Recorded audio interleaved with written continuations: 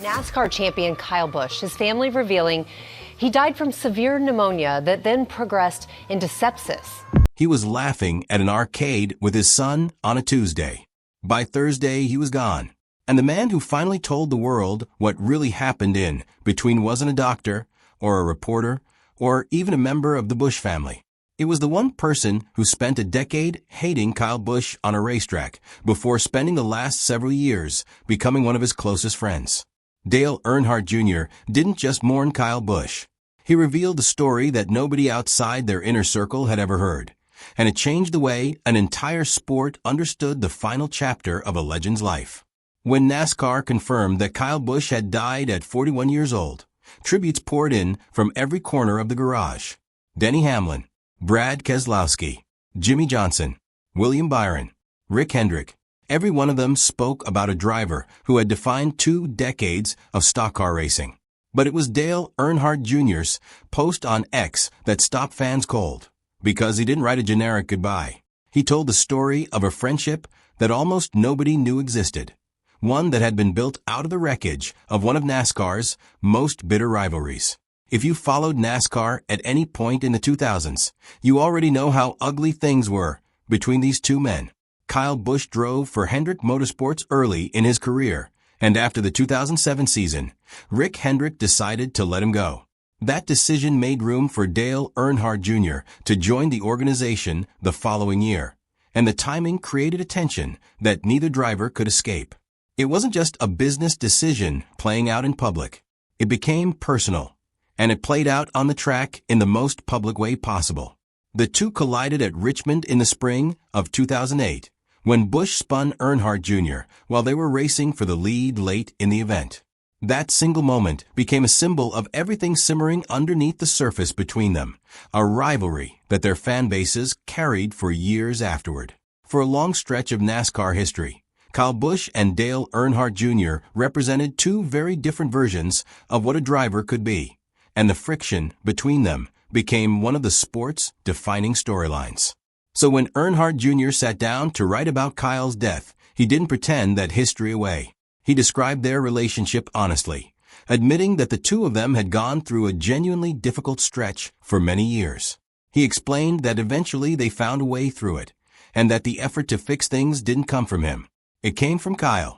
According to Earnhardt Jr., Busch walked into his bus one day and started a conversation about how each of them ran their race teams. And that simple exchange became the opening that neither of them had been able to find for years. From that point forward, something shifted. The two men who had spent the better part of a decade needling each other in interviews and colliding on track began appearing together in media segments, laughing about the very battles that once defined their rivalry. Earnhardt Jr. described being eager to get on better terms, but he was careful to give Kyle the credit for making the first move. It takes a certain kind of maturity to reach out to someone you've spent years feuding with, and it takes an equal amount of humility to admit, publicly, that you weren't the one who did it first. Then Earnhardt Jr. shared the detail that hit fans the hardest. He revealed that he and Kyle had recently been talking about Busch driving one of his late model cars at North Wilkesboro that summer. They had a plan in place to meet up the following Thursday so Kyle could get fitted for the seat at the JR Motorsports shop. According to Earnhardt Jr., Kyle seemed genuinely happy about it, even joking about the idea of his fans and JR Motorsports fans having to cheer for the same driver in the same race. That meeting never happened. Kyle Busch died before that Thursday ever arrived. One of the most bitter rivalries in modern NASCAR history didn't end with a dramatic on-track moment or a championship battle. It ended with a seat-fitting appointment that was never kept, a plan for 2 old rivals to work together that got cut short by only a matter of days. To understand how sudden this all was, you have to go back nearly 2 weeks before Kyle's death to a Cup Series race at Watkins Glen. Busch was driving for Richard Childress Racing that day, and for the first time in a season that had been difficult for him, his car was fast. He was running inside the top 10, looking like the version of himself that fans remembered from his championship years. Then, with just a few laps remaining, he got on the radio and asked his team to track down a specific doctor for him after the race. His spotter asked whether he wanted the doctor to meet him at his car or at his motorhome. Kyle said the motorhome. That radio exchange went out live on the broadcast, and it barely registered as newsworthy in the moment. Busch had been dealing with a sinus cold that week, and road courses are notoriously brutal on anyone fighting head congestion because of the elevation changes and the physical toll of high-speed direction changes. It read as a minor health complaint from a driver pushing through a long, grueling weekend. He finished 8th that day, his best result of the season. Everyone moved on, including Kyle. 5 days later, Busch would tell reporters he still wasn't feeling great. But at that point, nobody around him treated it as anything more than a lingering cold. Drivers push through minor illnesses constantly. It's part of the culture of the sport. Nobody could have known that the discomfort Kyle was describing was the earliest sign of something building underneath the surface, something that would turn into a medical emergency less than 2 weeks later.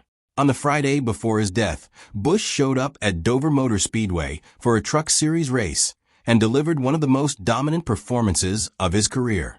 He won the pole, swept both stages, led the majority of the laps, and crossed the finish line well ahead of the field for his record-extending 69th career Truck Series victory, a number that may never be matched.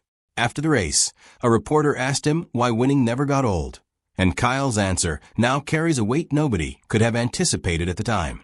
He said you take whatever you can get because you never know when the last one is going to be. So you cherish every one of them. He repeated a version of that sentiment again in the press conference that followed. It's a kind of thing athletes say all the time, a familiar reflection on gratitude and the fleeting nature of success. In the moment, it read as nothing more than a veteran driver appreciating a big win after a tough stretch of racing. Looking back on it now, those words land very differently. The following day, Kyle admitted to reporters that he still wasn't feeling like himself. He mentioned a persistent cough that had been bothering him for over a week. Still, there was no sense of alarm. He had just delivered one of the best performances of his career less than 24 hours earlier. Nobody around him, including Kyle himself, seemed to think this was anything more than a stubborn cold working its way through his system. 3 days before his death, Kyle's son Brexton turned 11, and Kyle posted a tribute to him on social media, celebrating who his son was becoming and expressing how proud he and his wife Samantha were of him. It would end up being the final post Kyle ever shared. The next day, he and Brexton traveled together for the grand opening of a karting facility, where witnesses described the two of them playing arcade games and spending time together in a moment that felt too personal to interrupt. Mario Andretti was there too, and later shared a video of himself shaking hands and laughing with Kyle that same day, a memory he would describe as one of the most shocking things he's experienced, given what happened only 24 hours later. The next day, Kyle drove to a General Motors technical facility in Concord, North Carolina, for simulator work, a completely routine part of his schedule as a Chevrolet driver. Everything about that visit was normal, right up until it wasn't. In the early evening, someone at the facility called 911.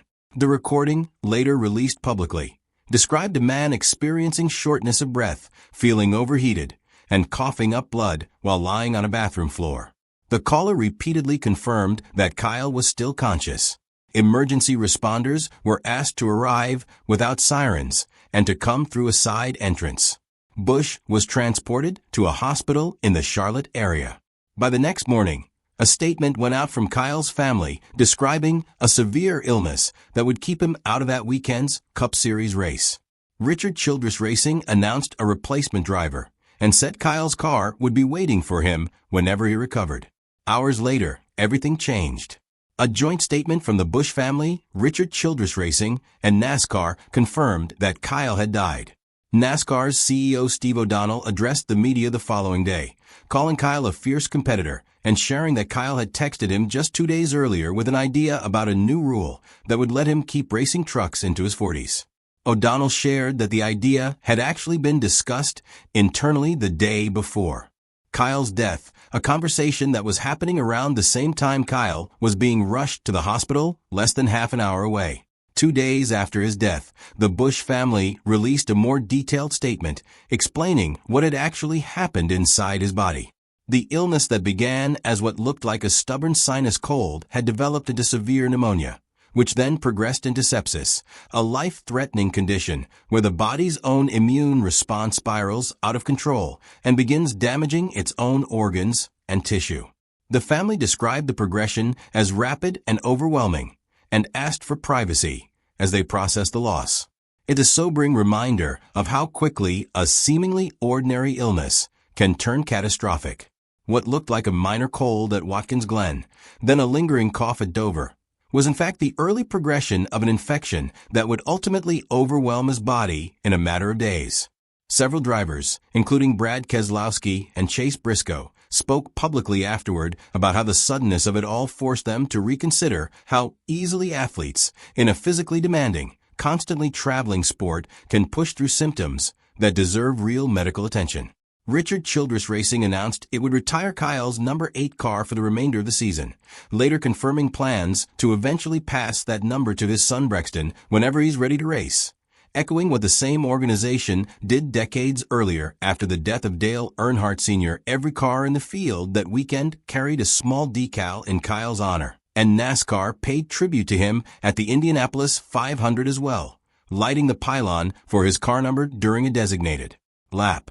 Amid all of it, Dale Earnhardt Jr.'s tribute stood apart, not because it was the most emotional, but because it was the most honest. He didn't sand down the years of tension between them to make for a cleaner story. He told fans exactly how difficult things had been, and then he told them exactly how that difficulty turned into something neither of them expected. A friendship built on mutual respect, humor, and eventually, plans to work together again. Earnhardt Jr. closed his tribute by saying that Kyle was one of the greatest drivers the sport has ever seen, but that he was also a father, a husband, a brother, a son, and a friend to many, and that his heart was broken for the Busch family. Kyle Busch leaves behind his wife Samantha, his 11-year-old son Brexton, and his 4-year-old daughter Lennox. He finishes his career with 234 wins across NASCAR's top 3 national series, more than any driver in the sport's history, along with 2 Cup Series championships. But the number that fans keep coming back to isn't a stat from a record book. It's the number of days between that Watkins Glen radio call and the moment everything ended. 11. 11 days from a routine complaint about a sinus cold to a legend's final race. Kyle Busch once said you never know when the last one is going to be, so you cherish every one of them. Nobody in that room knew how soon those words would apply to his own life. If there's anything to take from this story, beyond the record book and the tributes, it might be that. Cherish the moments you get, mend the relationships worth mending while you still have the chance, because none of us know how many Thursdays we actually have left. If this story affected you the way it affected me, drop your thoughts below. I'd love to hear which part of Kyle's story hit you the hardest.